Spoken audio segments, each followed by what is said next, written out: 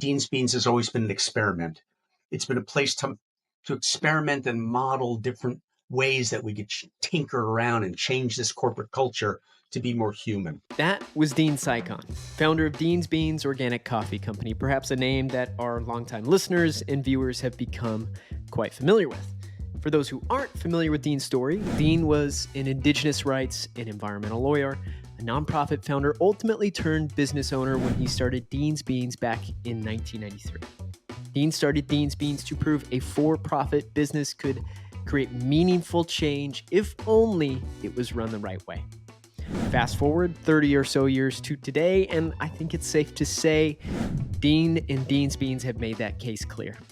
As true as it was on day one for 30 years, Dean's Beans continues to live and work by its mantra: brew great coffee, create real change.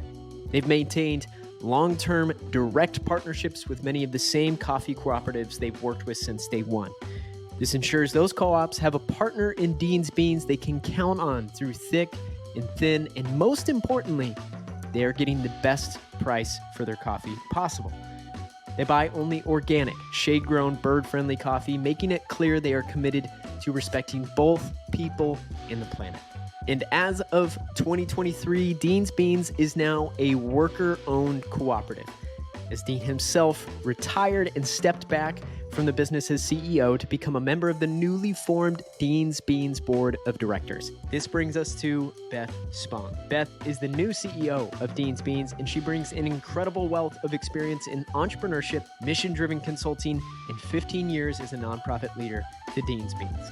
Beth has been tasked with transitioning this company to this new era of worker ownership, while, of course, at the same time, pushing the bounds of what it means to continue brewing great coffee. We have a clear mission, we have clear values, and so we hold ourselves accountable for those things. And when we get to the fork in the road and we have to decide which way are we going to go, we can look at our values and our mission and make decisions based on that. I'm your host, Cory Ames, and I hope you stick around for this episode of the Social Entrepreneurship and Innovation Podcast. We're in this conversation with Beth Spong, CEO, and Dean Cycon, founder of Dean's Beans Organic Coffee Company. We discuss how both Dean and Beth thought about securing the mission of Dean's Beans with Dean's transition and why a worker co-op model seemed to be the best means to do that. Also, how many mission-driven organizations, like Ben & Jerry's, seemingly lose their way as they grow. And finally, how Dean's Beans as a company thinks about impact and furthering their mission to create real change in the coffee growing communities around the world and beyond. In short, we're talking about what makes a great company.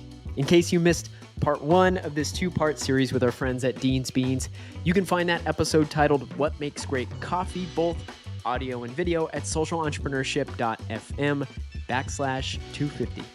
Or you can check it out on YouTube or wherever you get your podcasts. Let's jump in and hear from Dean as to why, after 30 years, the time felt right to transition.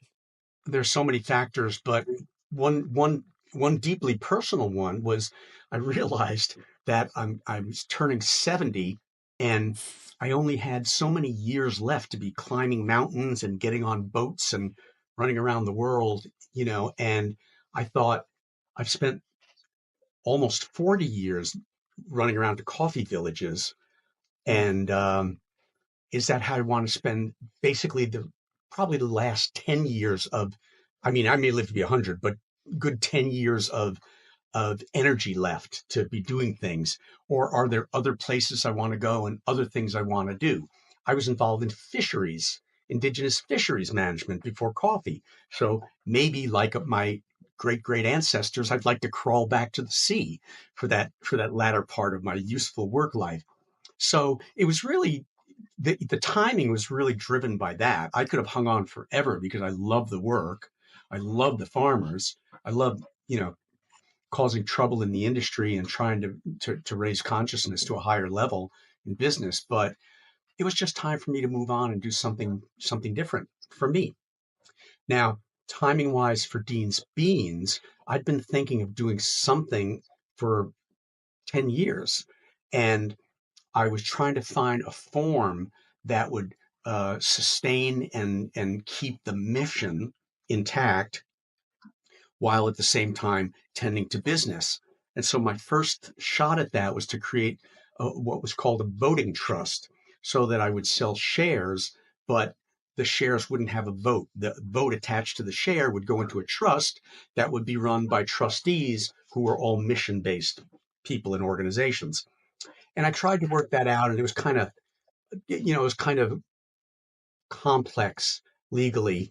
And then at the time, I was thinking, well, there weren't enough people at Dean's Beans who had management skills, and there weren't enough workers at Dean's Beans, period. At the time, there were only 8 of us then. Now there's 16.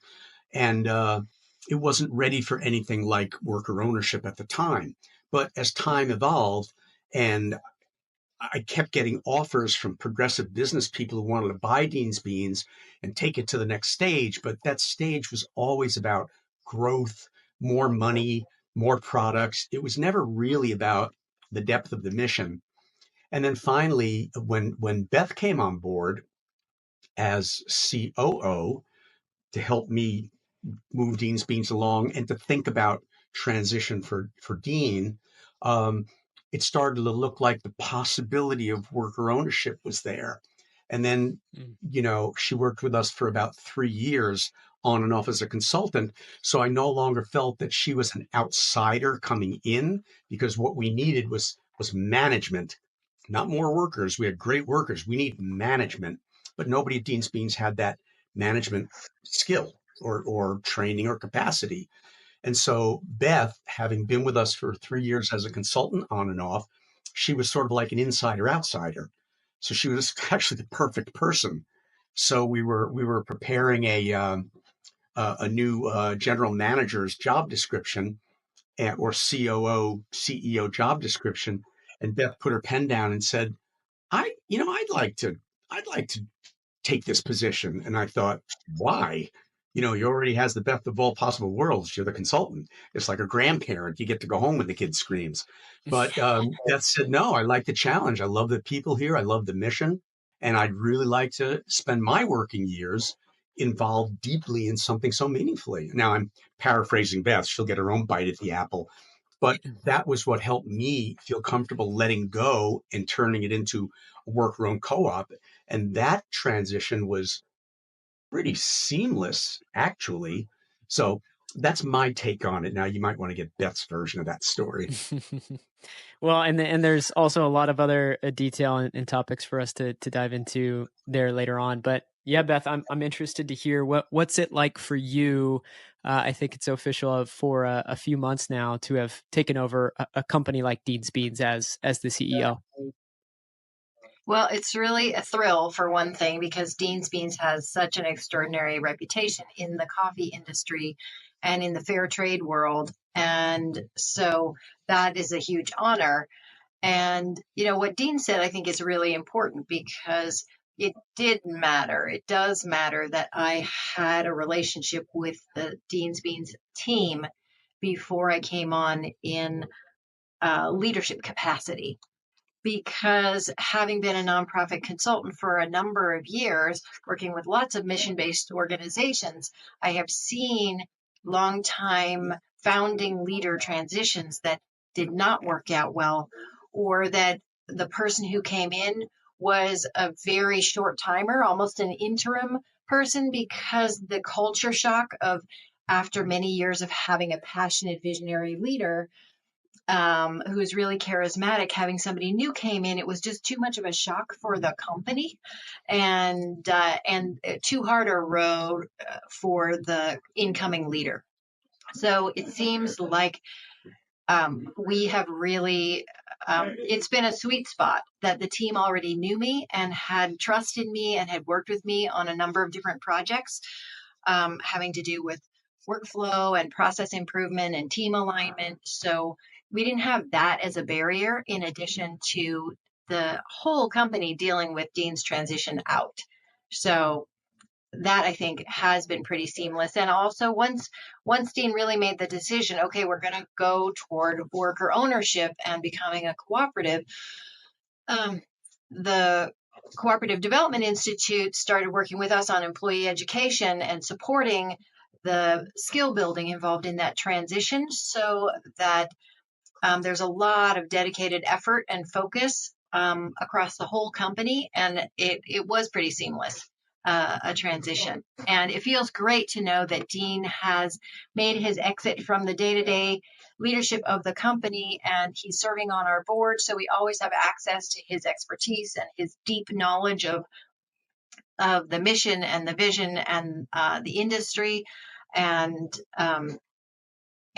it's like a grandparent. He's the grandparent now, right? So he doesn't have to deal with the hassle, but he gets to really participate in meaningful ways as a board member.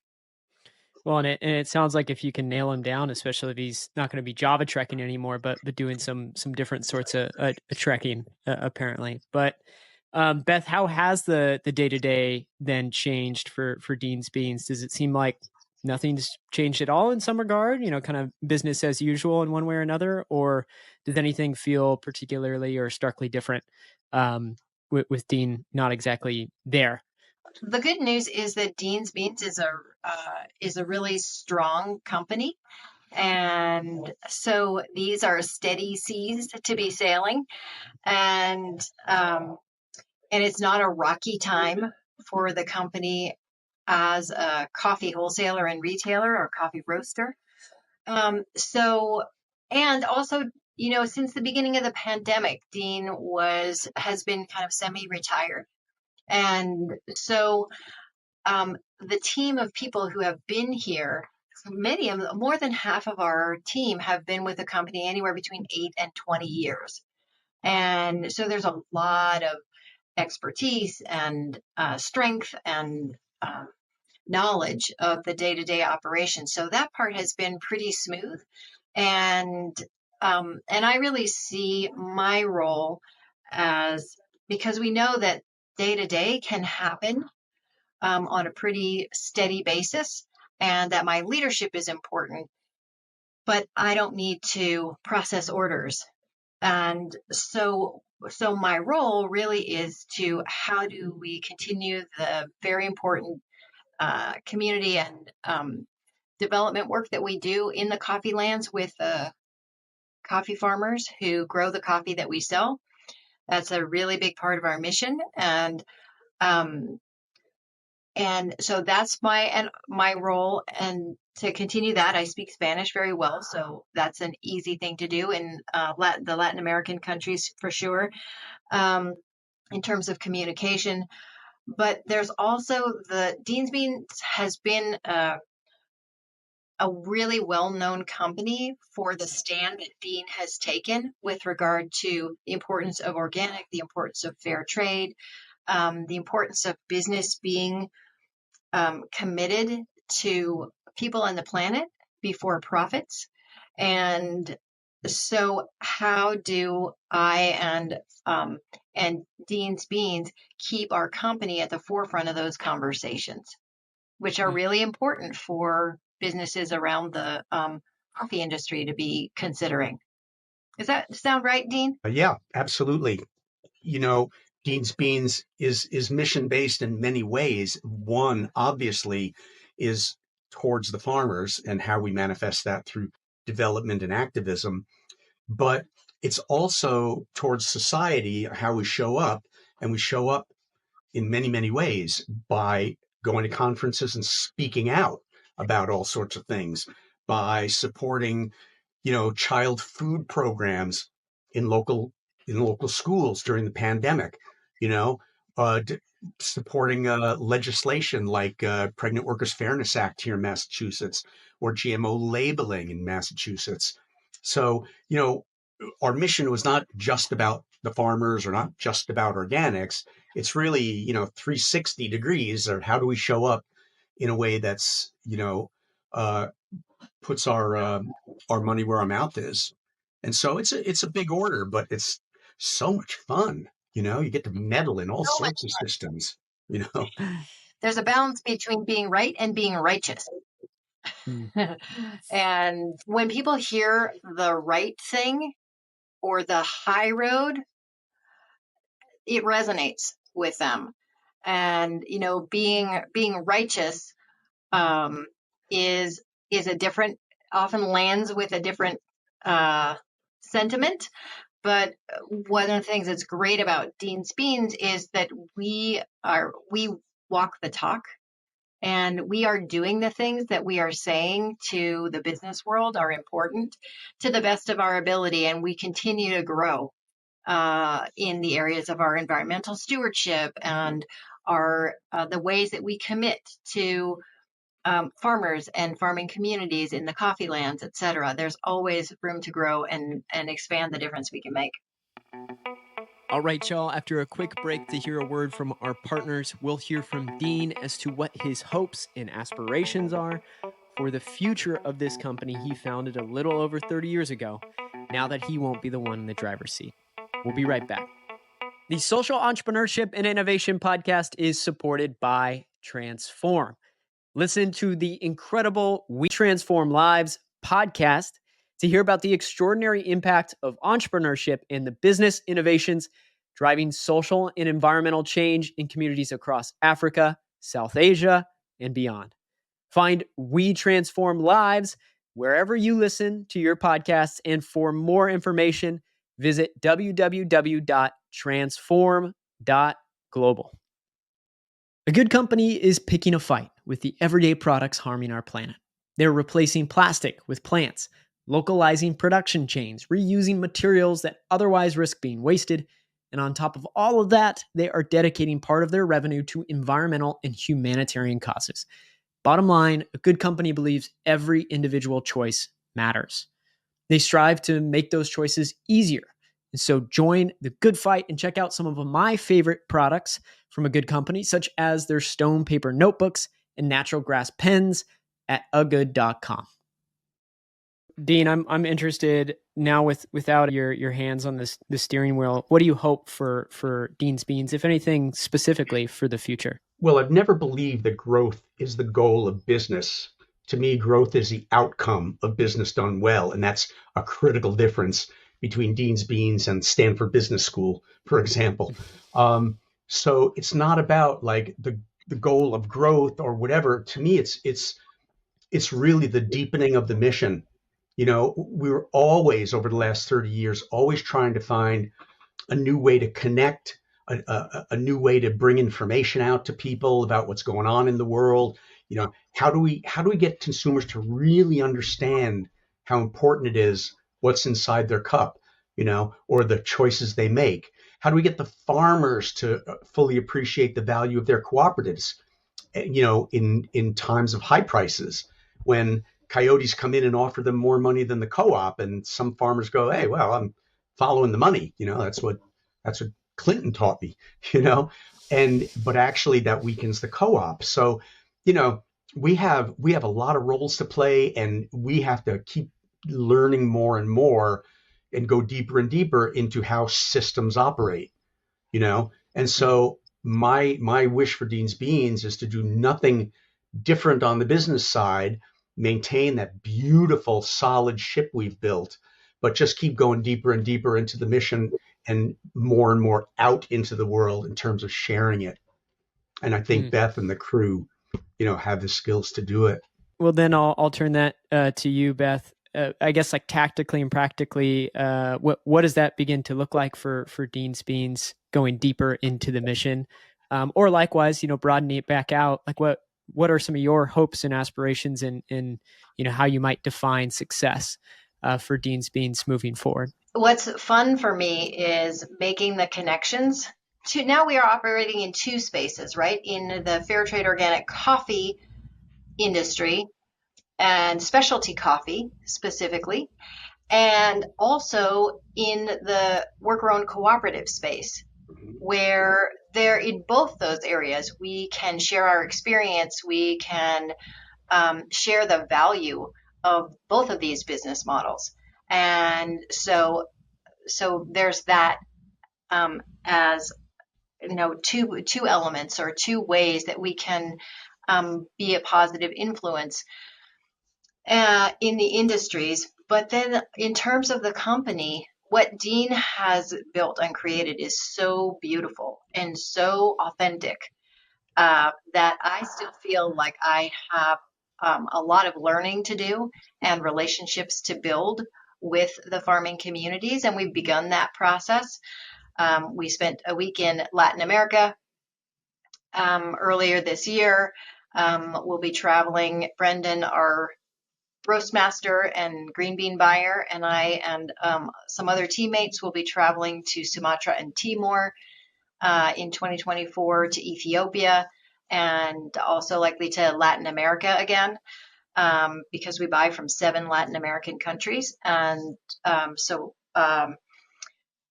there's deepening those relationships. A big fundamental piece of the development work that we do is listening and collaboration. And collaboration takes trust. And Dean has built deeply trusting relationships with the cooperatives that we buy from over the years. We're very loyal to them. And then when things may be challenging in the coffee industry because Roya destroys the harvest of 2013, or because price at the bottom drops out of prices, or prices get really high, in times where there's a lot of challenge, they're very loyal to us as well, because they know that we are committed to the long-term relationship. We're not hopping from supplier to supplier based on what's the price we can get, what's the lowest price we can get. And in fact, somebody said to Brendan, our head roaster who buys our green beans, a while ago, you could probably get that coffee for 3 cents less a pound. And Brendan's response was, why would we want to do that? That 3 cents makes so much more difference in the coffee lands, in the communities and the co-ops that we buy from, than it does here in the United States on our bottom line. We want those farmers and their families to have that 3 cents a pound. And so those are the inflection points, right? You get to the fork in the road. It's like, which way will I go? And we are consistently making the choice that benefits the farmers as much as it does our company. Well, it certainly takes a relationship far beyond just a transaction, which is the whole idea of it. You'd hope that we could all make purchasing decisions with that in mind, whether it's business to business or as well, with what sort of coffee we choose to consume in the mornings. But Absolutely. I guess, and maybe this is asking the same question in a slightly different way, but given the fact that I am an outsider of the coffee industry, I've been doing my best to get up to speed at a rapid rate here in anticipation for this conversation, and as well with Brendan Walsh, the roast master.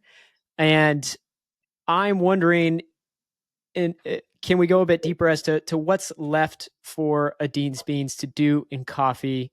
And again, maybe some of these things have already been mentioned, but outsider looking in, I look at the bag, I look at the various certifications. As you said, y'all certainly walk your talk. I'm wondering where do y'all really see it's crucial or critical to continue pushing the model forward? So I'll dive in first, and I'm really interested to also hear what Dean has to say about this, of course. But for me, as a woman, as a longtime woman business owner, and having been aware of and involved in the impact of women-owned businesses in communities and in cultures, Dean's Beans has worked for a long time supporting women with microfinance and maternal health and education and literacy. And I'm also really interested in seeing how we can help to spread the power of microfinance in coffee growing communities, particularly among women producers. If a woman can buy 2 goats that provide milk for her family, and she can make cheese and sell the cheese, and they have baby goats, then there's an enterprise there. And the social contract that's involved in microfinance is extraordinary when a community of people know one another so paying back the loan makes it possible for someone else to get another loan that can change their family's lives. So there's a lot of power in that model. And I'm building relationships now with other women leaders of coffee companies in this country and in other countries, which is very exciting because, a bunch of research has been done about the impact of educating women, of providing women, especially in developing countries, with opportunities for education and empowerment, agency, business opportunity, economic development. That's a really, each of those is a very powerful lever for supporting community development. And I'm hoping that we can continue to do that as well as we move forward to deepen that. Beth is absolutely right. We started doing microfinance in 1988 with the Coffee Kids, and have a long history in women's empowerment in coffee. So there are so many different things that can be done, and it would take hundreds of organizations in, applying energy in all these different directions. So it's not like one choice is better than another. They're all significant and important. And to me, it's about how you show up rather than what you show up in, because they're all important. So if the path is forward, in the beginning years, because it's always community led, in the beginning years, there was a lot of women's empowerment issues that the farmers wanted to address. There's also a lot of healthcare, a lot of clean water, a lot of alternative income. And then that started to turn over the last, say, 8 years towards reforestation, alternative crops, because climate change became more and more of an issue. And so, you could spend your whole life doing nothing but climate change issues, and you and your organization would be amazing. At the same time, there's tons of other issues. So the question now is, where do the farmers want to see our efforts? If their priorities, because that's what I've always felt, is their priorities should drive us, not what we in the North think they should be doing. That's always been the wrong effort. And that's what I think most development organizations and charities get wrong. It's a top-down Northern hierarchical business model. That's why I created Dean's Beans, to totally counter that. So if that's what the word is coming back from the co-ops, that these are their highest priorities, then that's what we should go with. And with many of them who are led by women, yeah, that is a very big issue. And we have resources to do more than just one thing anyway. But in one sense, it's two-pronged. It's one of the farmers' highest priorities. And then remember, this isn't Dean's Beans anymore. This is Dean's Beans Worker Cooperative. So it's whatever the workers in the cooperative, the board of directors and the worker owners feel that they want to see happen. And that's the beauty of it, because as I said, you can spend all your energy on reforestation. You can spend all your energy on health. You can spend all your energy on education. It doesn't really matter. What matters is the depth of the engagement, the transparency, and the integrity of it, and then the results will follow. So Beth, I know Beth's background. She's more excited about working with women's issues than I was. I'm not saying I wasn't, but I just had a different lens because my background was environmental and indigenous rights. So it's not the issue about what my preferences are or even what Beth's are, as long as the farmers, are leading the fray, and the worker owners are behind it. Then however that manifests is beautiful, because we'll continue to do it with integrity. That's the big issue. The problem for me is that so many, you asked a very interesting question, kind of where's Dean's Beans going? What's next? You've done this. What's next? And I remember a marketing consultant once, for free, because I hate paying those people, a marketing consultant once said to us, we went to 10 of your top allies in the industry and we asked them about Dean's Beans. And one of the comments was, oh, they're just doing the same thing every year. They're not doing anything new. And I thought, what a ridiculous comment. We could spend our entire lives doing what we do and be only a drop in the bucket of social and environmental change. So, yes, we are doing the same thing because we're trying to dig the well deeper, not broader.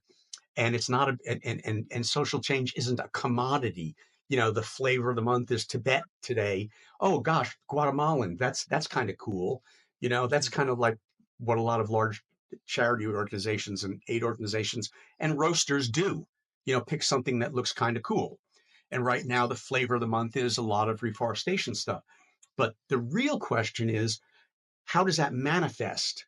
We have always worked directly with the farmers. We very rarely use outside organizations except for technical skill.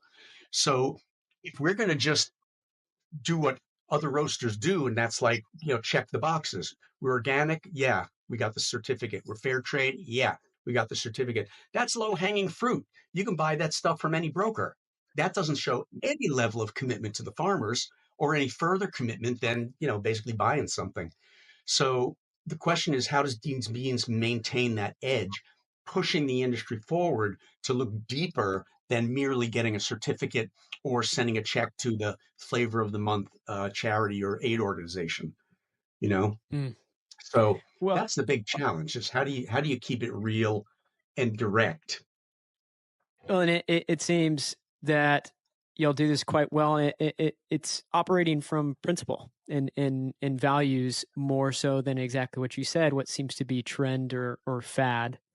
And it's listed on deansbeans.com, how y'all have operated the people-centered development work that you have. It's Yeah, people-centered. And so it's going to be driven and dictated by what the people's needs are, what opportunities they see. I think it's a wildly obvious observation and conclusion that people in those communities should probably drive what are the initiatives that are are needed in whatever kind of development aid or whatever it might be, but it is strangely foreign in practice, Right. It because remains a radical approach, yeah, even though it is, as you said, Corey, a really obvious one. And part of Dean's brilliance in this work has been he approaches the conversations with farmers from a place of real humility. Like, absolutely. Yeah, tell me about your lives.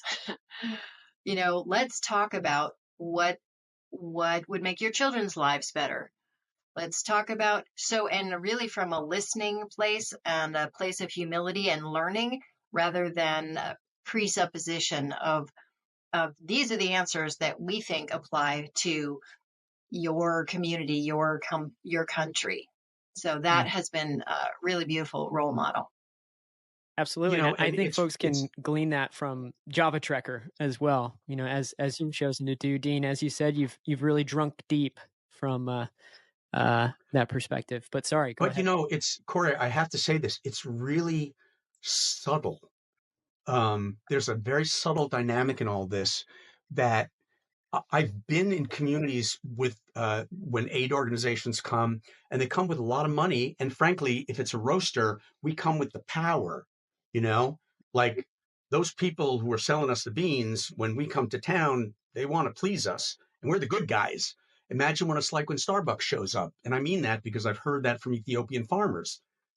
When those guys shows up, they just put on the dog and pony show, say yes, whatever you want, and like, please buy our coffee and don't leave us, and that's a very hierarchical and power driven dynamic that, we don't see that here. We don't know how that plays out in those villages.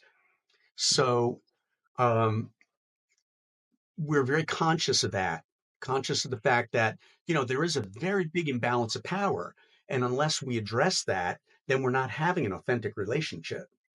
And so, when Save the Children or Foster Parents Plan, now Plan International, comes into a village and says, "Hey, we've got this thing. It's a chicken program.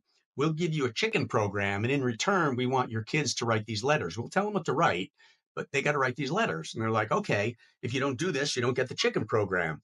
So the farmer's like, "Yeah, but we kind of need fresh water more than we need a chicken program. Sorry, we do chicken programs." and that's how it works.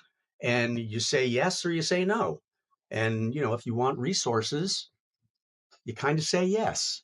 But to us back here, the report is we went to the village, we talked about our programs, and they unanimously said yes.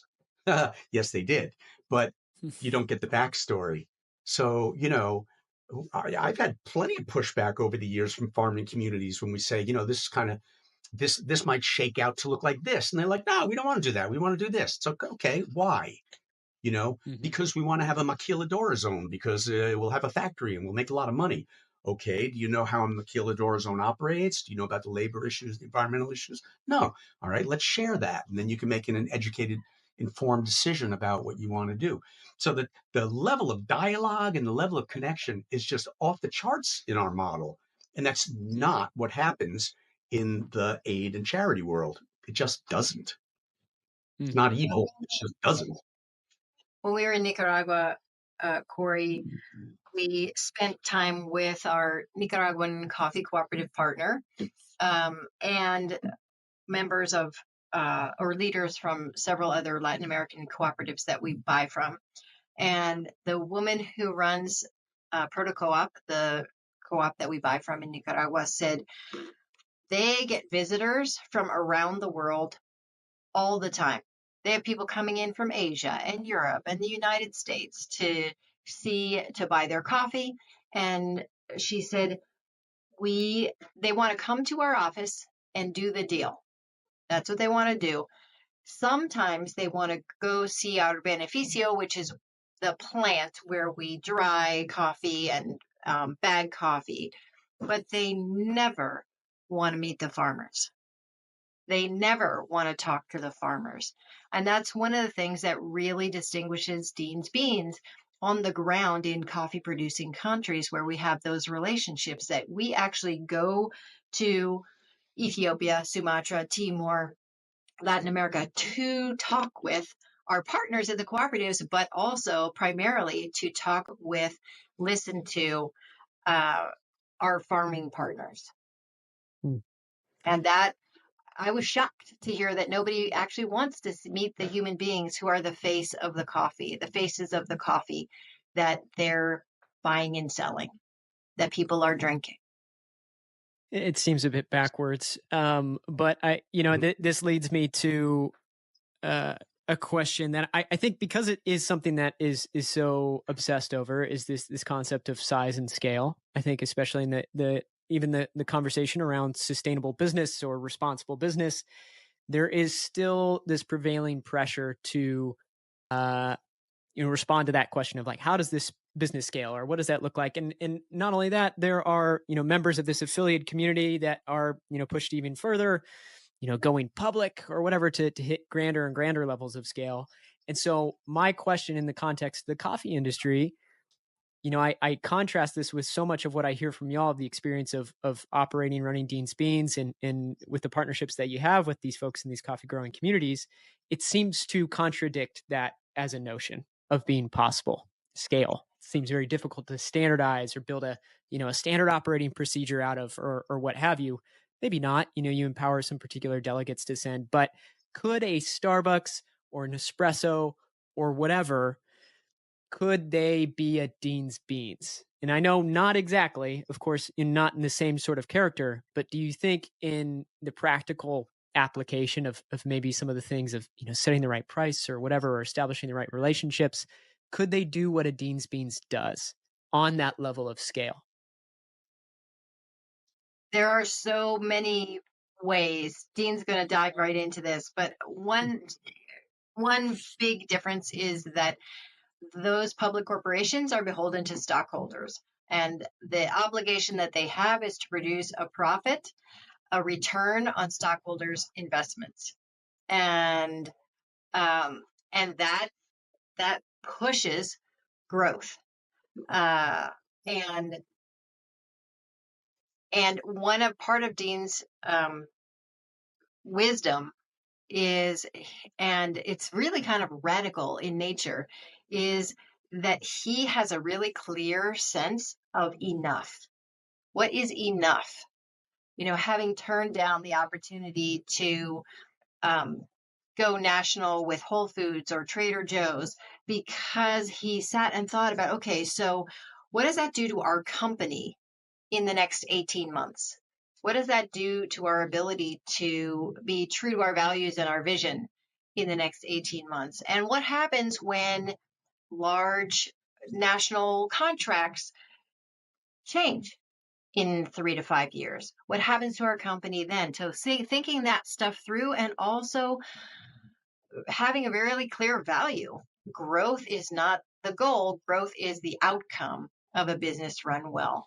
And we're watching our company grow every year for the last 30 years. This is a conversation we have all the time, and we could talk about it all day because it's so fundamental to what Dean's Beans is, and so fundamental to, if there's ever going to be any significant change in the world, this is where it is. It has to be here. And it goes like this. We learn, and Beth, I love it. Beth knows so much, but I love it when there's this little linguistic slip that she makes that helps us understand that, we've all got this thing embedded in our head, which is simply not right. Let me share. Beth, bear with me. I love, we do this all the time, and it's important. So, Beth said that, the shareholder model requires the obligation of the directors and the um, uh, managers is to return a profit, to maximize to maximize profit, basically. And, as a lawyer back in the day, I looked hard at this because I know that, one thing we learned during the Trump years is that there's a difference between laws and norms. Oh, we thought that was a law. We thought everybody knows that. How could you change that? Oh, well, because it's not a law. It's only a norm. It's an acceptance. Well, this business about shareholder profit is purely a norm. It was started in the late 1800s. It was a footnote in a Supreme Court case. It wasn't law. It was just a footnote. And then Milton Friedman came along with the Chicago School of Economics, and he sort of said, no, no, no, it's the obligation of the directors and managers to maximize profit. And it's like, no, it isn't. The law, even for corporations, the law is the obligation of the directors and managers is to conserve shareholder value, not maximize profit. That's a radically different concept. And even as a capitalist, it's okay. It's an okay concept, because who determines value? The company determines value. And if the company says, we value people, we value the environment as much as we value profit, then when someone invests in the company, they know what they're getting into. They can't come in and say, I'm going to change that because they're not making enough money.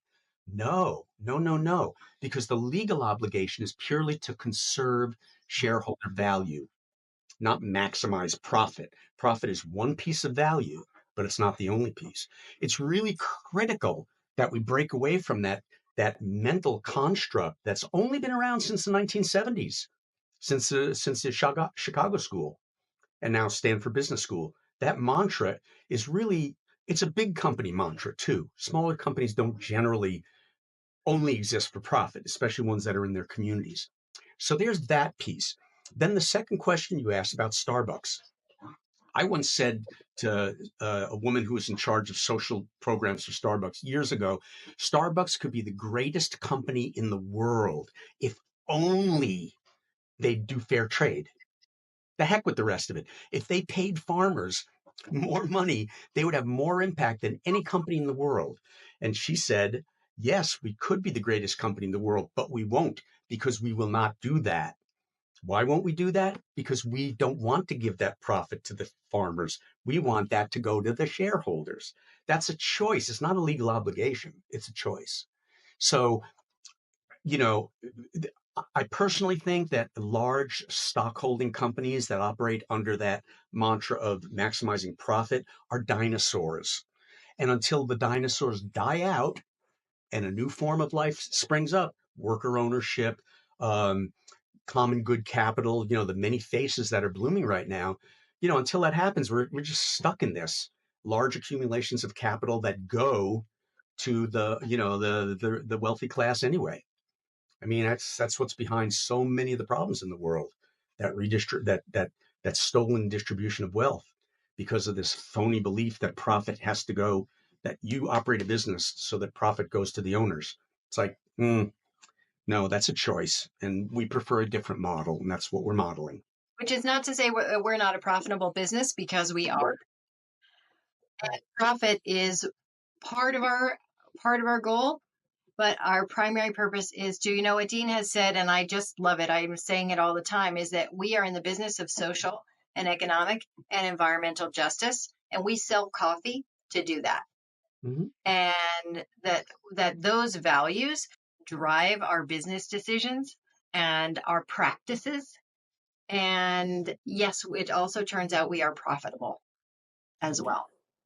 Well, and I mean, speaking to a bit of the nuance in there, I think a common refrain will be that, profit is a tool. And I think it's different to actually legitimately take that seriously and consider that profit is more so part of this machine of how business exists, but not to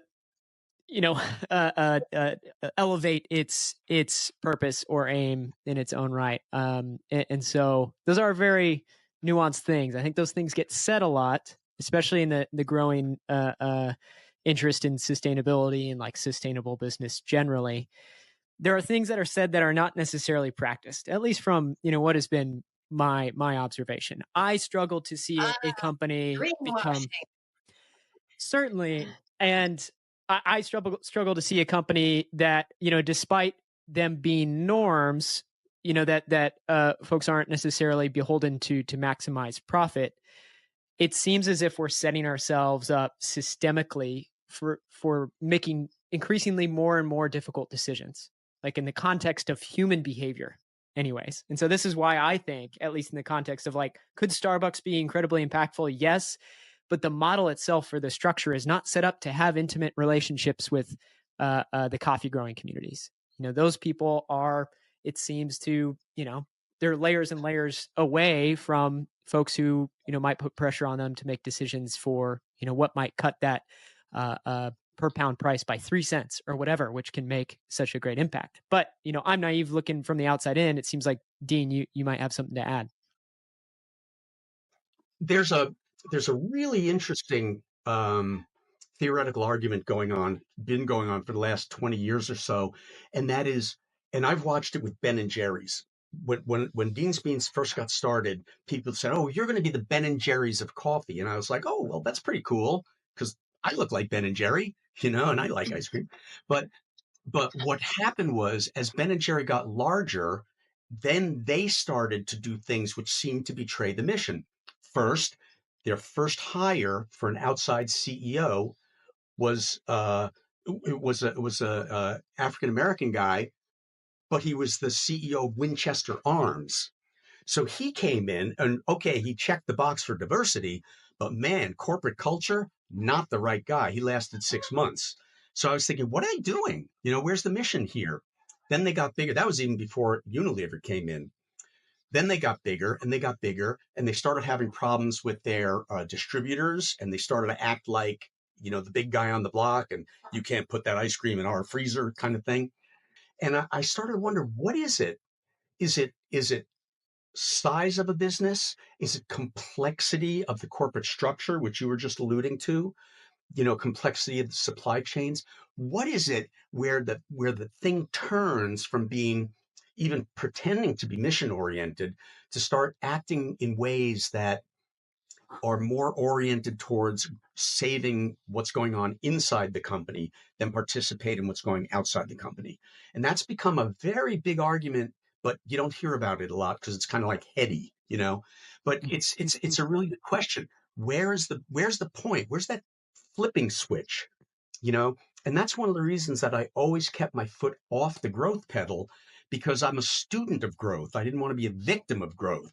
So we were growing and we continue to grow. I like Beth said, every year for 30 years, during depressions, economic downturns, COVID, We never shrunk. We always kept growing, you know, and one of the reasons is, well, many reasons. One of the reasons is we didn't have this big giant machine inside that relied on growth just to keep the machine oiled, right? That's that complexity argument. We don't use a lot of distributors because using distributors forces you to think economically in a certain way that when times get tough, like, well, we gotta change things. You know, we gotta get rid of that distributor. We gotta cut the prices. We gotta do something. Cut the prices, gotta cut the benefits to the farmers, gotta cut the benefits to the employees. You know, once you get so enmeshed in that chain, you know, it's hard to get out. And so I don't think Dean's Beans should ever be the size of Starbucks. Now, Equal Exchange is a $60 million business. God bless them. They're 10 times the size of Dean's Beans, and they are doing just fine. So there's plenty of room to grow, you know. But a $1 billion business, I don't think so. And the other reason I don't think so is because I'm a firm believer in small is beautiful. I would rather see 20 Dean's Beanses independently owned around the country doing their own thing rather than we have to own it all. And that's the difference between the Starbucks model and us, for example. Over the years, we started 5 or 6 other roasting operations around the country. One owned by older women without a credit history, one owned by a homeless community, one owned by 2 owned by Native American groups, you know, and one owned by a social justice group out in South Dakota. So the point was we could have just expanded and had salespeople and whatever. But I thought it would be better if other people had the opportunity to do what we do. So I'd much rather see all these other companies model themselves after us. God bless them. Let them keep their share of the profit than us become this big behemoth that then we have to be more worried about those hard to identify dynamics that ultimately lead to the downfall of mission-based organizations. Mm. Yeah, it's a subtle line, and I mean I don't think anyone Yeah. gets that excited if they see a McDonald's opening up, you know, in their neighborhood. Like I think they'd rather see a restaurant opened up by a local restaurateur, you know, that has some reflection of culture, interest, uniqueness, you know, or whatever it might be. Kind of to the point that you said, Dean, small is beautiful. Perhaps it's better that, you know, we align ourselves more so with determining what is enough and hoping to set up the structures. And like you said, you mentioned the distributors for one example, to where, you know, we can set ourselves up for success. I feel like personally, in the context of what are the best decisions to get made? Because you alluded to earlier, Dean, that businesses that are, you know, a part of a community operate a bit differently to some extent than those who don't feel a part of community. And that can be replicated in a lot of different ways. You know, I think y'all, while being based out of Massachusetts, you very much so can say that, you know, you feel a kinship or alignment with the various communities in which you do business with across the world, because you've invested that time, energy, effort, and, you know, personal connection. And so it's a subtle line. Absolutely. I mean, and what's concerning to me is that it seems so fragile because, you know, Beth, at the start of the conversation, you talk about this succession to the worker-owned cooperative, and that many, you know, company handoffs can seem to go quite awry for one reason or another. And so I'm interested to now talk a little bit more about that succession, that transition. Maybe first to start, Dean, if you wouldn't mind, why did you come to the conclusion of a worker-owned cooperative? And you mentioned very briefly that particular periods of time may have not seemed appropriate for Dean's Beans to transition to that model. Yeah, why, you know, besides just you taking off and transitioning, you know, in your life, why was this also the right time? Why was it the right model and the right time for Dean's Beans, in your opinion?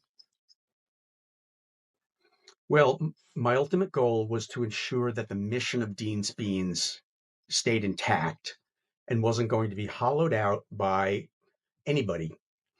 The people that had the most vested in that mission, who understood it the best, were the people who actually manifested, the workers.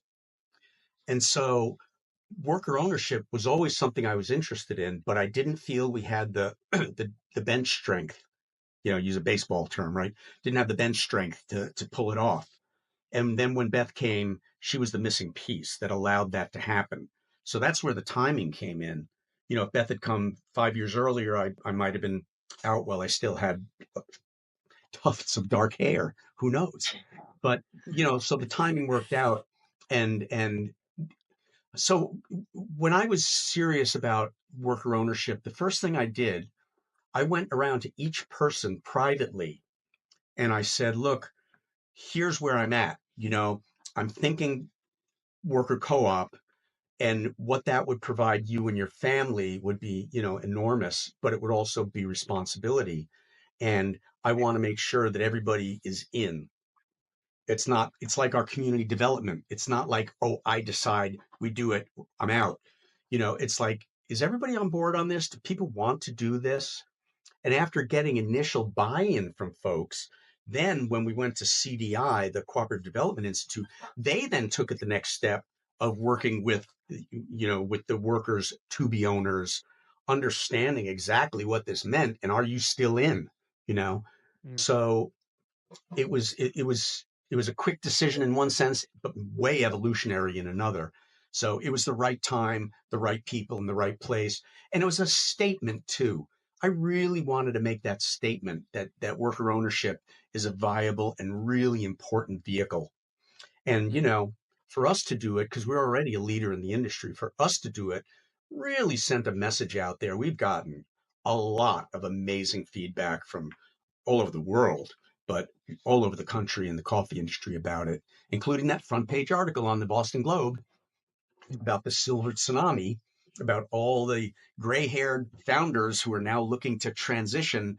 And here's this great model. And they highlighted us as being sort of the poster child of worker ownership in this new era of tsunami, silver tsunami changeovers. So that was pretty cool. The timing was good. And I would add to that, Dean's Beans has been buying coffee from farming cooperatives around the world for 30 years. And we are now a cooperative. And so that is a real values alignment moment there for sure. And it's exciting to be, as Dean was saying, we have also gotten a lot of feedback from our customers and our wholesale customers, as well as our online retail customers, of how excited they are to have us be a worker-owned business. And so it's been a really positive shift for us and a tremendous opportunity for the team here to grow with the company and develop leadership skills and more capacity building. So we're invested in that as well. And Beth, when Dean first shared the idea with you, what was there any surprise? Were you like, yeah, that makes sense? What was your initial reaction? My initial reaction was, because it was one of the first things we talked about when he hired me to help him to project manage his transition to retirement before we even got into a conversation about me being part of that picture, that it made a lot of sense and that it is in alignment with the company values, and that Dean has made so many choices along the way that support leadership in this business, whether it's, where he located the business in an economically challenged community, specifically for that reason, to provide good jobs with good benefits in an area where those were more scarce. So many choices that are aimed at lifting people and communities up. So this choice to become a worker-owned cooperative is definitely a piece of that. And for the team, that whether it's production or taking orders or customer service or facilities management, all those pieces contribute to us being the company that we are. And so for our team to be able to share in the profits at the end of the year as well, it just makes so much sense. So yeah, there was never any dissonance in it for me at all. Well, and so further along those lines, I guess the what the implications are of the worker-owned model, like a very 101 type explanation. what is the significance of a business like Dean's Beans becoming a worker-owned co-op? Could you spell that out for us a little bit more explicitly, just so that we're all on the same page? Sure. So first of all, it was successfully a way for Dean to ensure a secure retirement that honors and reflects the many contributions and the ways that he built a successful company. So it accomplishes that goal, that a business owner gets a chance to exit in a way that honors them and helps provide for a secure retirement. It provides employees with the opportunity for leadership and direct investment in both the work of and the benefits of having a successful business. And one of the things that a cooperative consultant said that I heard recently that just made me laugh, and I also imagine that I will experience that it is true, is that everybody wants to be an owner when it's easy. And people are happy to be an employee when it's hard. And so people are going to want to change hats. Okay, I want to have my owner hat on because things are going well and I feel like I have a lot to say. Oh, this is hard. Okay, I'm going to be an employee now. Taking that hat off, I'm putting on my other hat. But it does provide, because we have continuing education and capacity building, that we're continuing to work with the co-op consultants, so that our team is going to develop the skills over time for us to self-govern. We have a board of directors now that's made up of team members. So there's that piece of capacity building, leadership development, and profit sharing. And there's also, Dean said something a bit earlier about how his primary concern was ensuring that the mission of the company continue. And so we had a lot of conversations about that in the process of employee education, and Dean talking with us about the foundations of the company. And our team is 100% bought in and invested in the values that the company was founded on, and that have been our foundation for a number of years. And so that provides that sort of perpetual purpose piece of Dean's Beans, which I think really makes a difference. And there's another element to the power of employee ownership, I think, is that in our culture, there are a lot of assumptions about who are the bosses and why they are the bosses, and who are the workers, sort of at the foundational level or the ground level, and why they are in those roles. And to become a worker-owned cooperative where every employee buys a share, every shareholder has, one person, one share, one vote. So I don't get to buy 20 shares of Dean's Beans and have an outsized voice. I have the same vote that every other worker owner has. And so there's an egalitarian approach, and it sort of removes that invisible line, or the often visible line of, well, these people get to be at the top of things because they are this way, and these people get to be at the bottom of this because they are that way. And I think that those are old ideas that don't necessarily serve companies in our country anymore. And so worker-owned cooperatives and employee stock ownership plans make it possible for workers to be leaders in a different way. I don't know if you would disagree with that, Dean. No, I completely agree. I did want to add one thing that I kind of forgot to mention. It's another one of these subtle pieces, but what's my belief in social change is that social change isn't about goodies. It's not about buildings or deliverables, to use the parlance of modern economics. Social change only happens when people change what they think about themselves and what their relationship is with the structures of power. That's when social change can happen. So to me, the worker co-op, as Beth was just describing, basically bosses on top, workers on the bottom. You're there for a reason. I'm here for a reason. I deserve more than you for a reason. the worker cooperative model kind of challenges that. And that's why I wanted to walk around and talk to everybody individually to let them know you're going to be an owner. This is a very different mindset than being a worker. And so as I've seen already in the emails going back and forth, the folks at Dean's Beans are really embracing their ownership. And so that's change. It's no longer like I'm getting out of here at 3. I don't care what happens with the company. That's an old worker mentality that was, that was promoted and kept alive by people being kept down. So in this model, you're called upon to be your higher self and to participate and get rewarded accordingly, you know? So it is real change. It's the mission. It's social change. So I'm really thrilled with it, and it's working. Right. One of the things that we've seen over the years in the development work that we've been partnering with the farmers on in all kinds of countries is, this sense of agency, that social change happens when people change.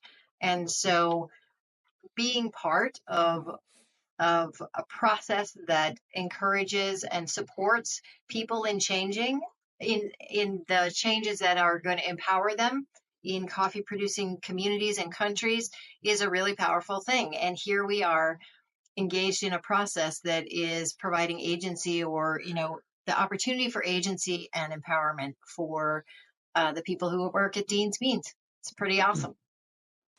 Absolutely. And so I'm interested to know, and of course it's hard to sweep with broad strokes here, and we've kind of been discouraging mass application here in throughout this conversation. But for those listening in who are themselves interested in pushing business to be better, whatever that means, do you think the worker owned cooperative model is one to aspire to, that more businesses should consider and work themselves to be in the right place for? I say yes. I I say say yes. yes. Yeah. The only reason the big reason I didn't do it earlier, besides the management issue, was that to me, Dean's Beans has always been an experiment. It's been a place to experiment and model different ways that we could tinker around and change this corporate culture to be more human. And I wanted total freedom to do that. I wanted to be the Dean dictator for that reason. And the model worked. We've proved what we've proven. It was okay for me to let go. I must confess. But the worker owner model, we were talking about scale before. I was thinking, Ocean Spray Cranberry, I think is 60,000 cranberry farmers are members. Land O'Lakes butter and milk products is also massive. These are Cabot. worker, yeah, Cabot cheese. These are worker-owned co-ops at a very big scale. So it's not just the Dean's Beans of the world and Dr. Bronner's or something. It's an applicable model if well managed, I think, for any size.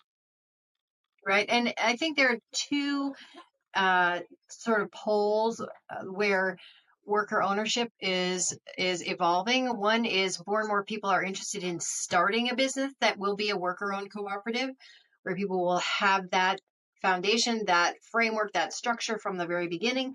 And then there's the silver tsunami of baby boomers who are ready to retire, who are looking for an option.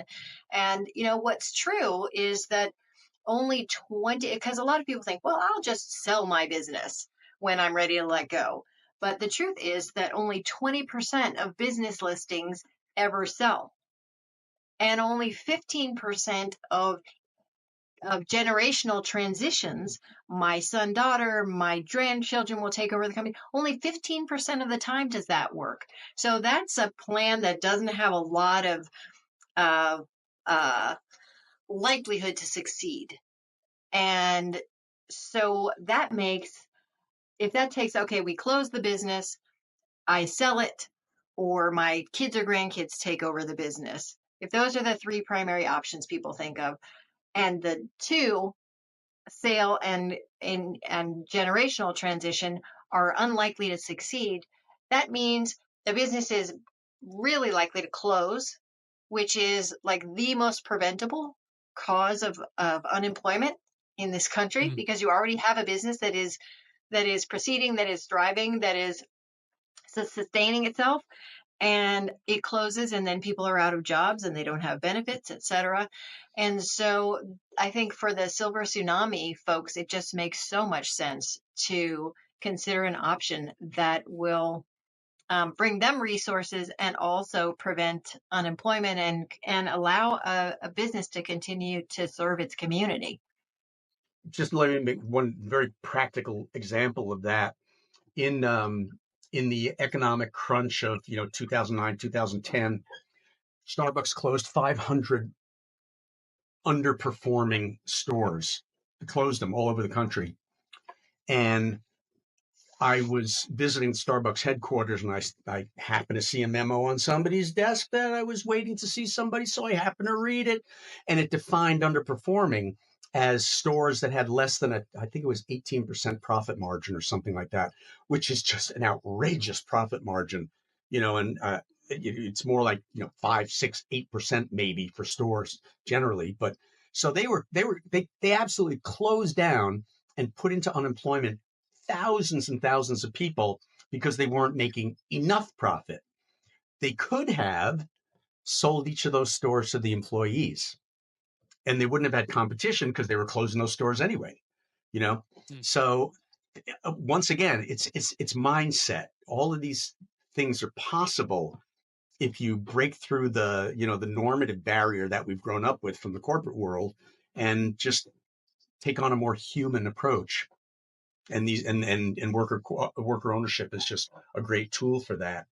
Well, and so I guess to wrap us here, Dean, I would love if you could maybe say a little bit more about what sort of advice or mindset insight that you might offer to someone listening in who themselves might be faced with these, thousands and millions of choices, little bit by bit, to construct a business or organization in a particular way that, hopefully makes the greatest impact or impact that they hope is possible.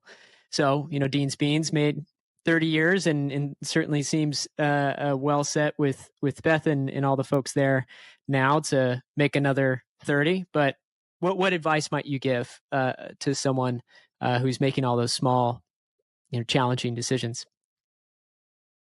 Don't be afraid. Don't be afraid to go forth with your own vision. Worker ownership was the right thing for Dean's Beans at the right time. Not all worker cooperatives succeed. Some of them fail too. You still have to have a good business. You still have to have good skills. You still have to have great workforce. So to me, it's more about if you've got a dream of opening up a business, especially a social enterprise, using business to address a social problem or a social need, just go ahead and do it. Do it smartly. Start at a small scale, because that's ecologically, that's how things start. They start small and grow. When the resources and the environment are ready, growth comes. You can't force growth in the environment. So I really believe that there's an ecological model to business. And if you start small, and grow as you grow, maybe it'll take a little longer, but you'll get where you want to get. And if one of those choices, either initially or down the road, is worker ownership, don't be afraid of it. It's not the end all for every single circumstance. Maybe a small plumbing company with 3 people, or I don't know, organizations that only have part-time work for whatever reasons, or outsource a lot of their work. Maybe it's not appropriate, but if it's appropriate for your circumstance, go for it without fear. There's tons of great examples. But again, my mantra is always small is beautiful. Start small, no matter what the endeavor is, and let it grow. Even if it's a new product for an existing company, don't start with millions of dollars of sales and millions of dollars of it. Start small, launch small, see how the market responds, tweak it, and let it grow. That's always been what we've done, and it's been a very successful approach. Mm. And Beth, finally, with your a bit different outside perspective initially, now as the CEO, what might you offer to folks seeing a Dean's Beans from a different lens, and then now stepping in to take it forward yourself? I think if you don't know what your values are, you will blow with the wind. And so you have to start with, why are we here? Why are we in business? And what are our goals? And, to be a company that has as its foundation working for social, economic, and environmental justice, and really clear values. We have a clear mission. We have clear values. And so we hold ourselves accountable for those things. And when we get to the fork in the road and we have to decide, what are we going to, which way are we going to go? We can look at the articulation of our goals and values, or our values and our mission, and make decisions based on that. So what actually, like for an example that's up for us right now, we try to stay at the absolute leading edge of sustainable packaging. And that changes. And sustainable packaging is, guess what, more expensive than not sustainable packaging. And so, we, given our values and our mission and what we're committed to, that means we pay more for packaging because it's better for the planet. And what's better for the planet is better for people. And we're fine with that, because that's who we've committed to do. And we're buying enough packaging, enough bags, 1 pound bags and 5 pound bags, that, it all works out. But if you don't know why you're in business, if you don't have clear values and a clear mission, then you're just going to be blowing with the wind and chasing dollars and chasing fads and chasing, the new cool, sexy thing that may not be substantial enough to really sustain your company over time. So that would be my suggestion. Build the foundation before you build the house. Certainly. It seems like those offer just different constraints to where, making it almost eliminates alternative decisions, because they're, so far outside the realm of what you would deem relevant or possible or right. beneficial. And we look at each other and we're like, okay, this costs this much. This costs this much. This is the best one for the environment. And we can't compromise on that. First of all, our customers will call us on the carpet if we do, because they're watching us. They know the commitment that we've made. And secondly, who do we want to be in the world? And are we willing to walk our talk? Are we willing to put our money where our mouth is, even when it's a little uncomfortable? Are we willing to pay an extra 3 cents a pound for 2 containers of coffee, because it's the right thing to do? Yes, we are. So, what makes a great company?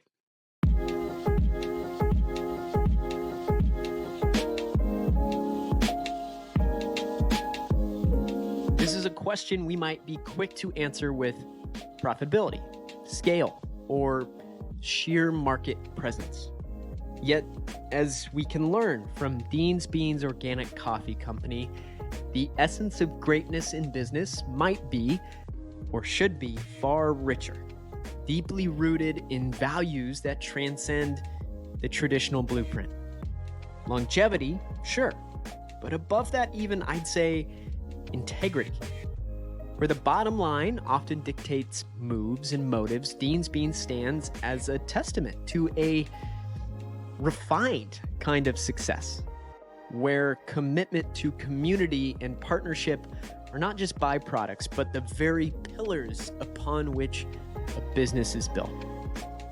Journey to deansbeans.com, not simply to browse their coffee selection, but to witness a model that almost scoffs at conventional wisdom, one where every product sold carries with it a narrative of empowerment, clear consciousness for people and planet, and unspeakably important in the coffee industry, enduring partnership.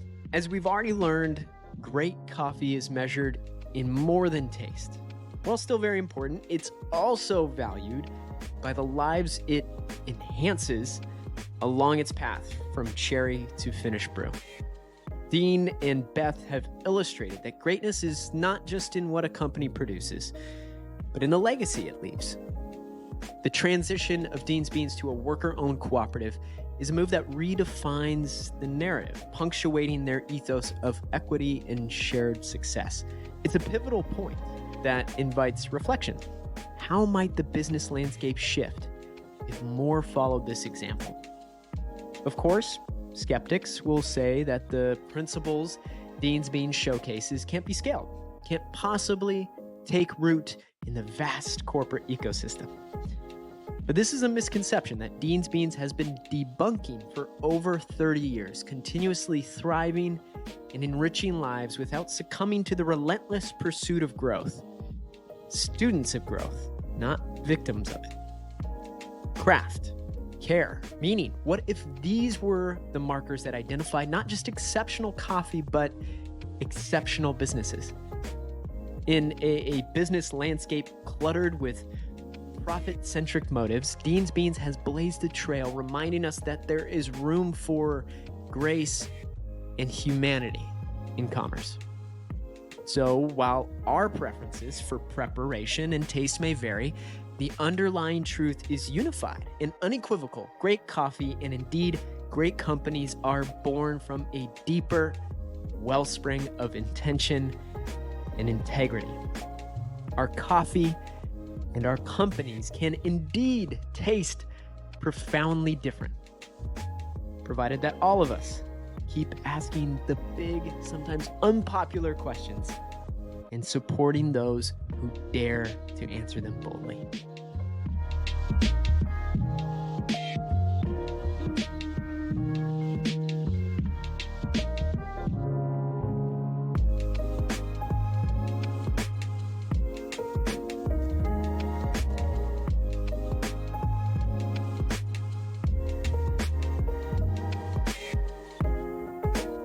All right, y'all, that's a wrap. I hope you enjoyed this conversation with Dean Cycon and Beth Spong of Dean's Beans Organic Coffee Company.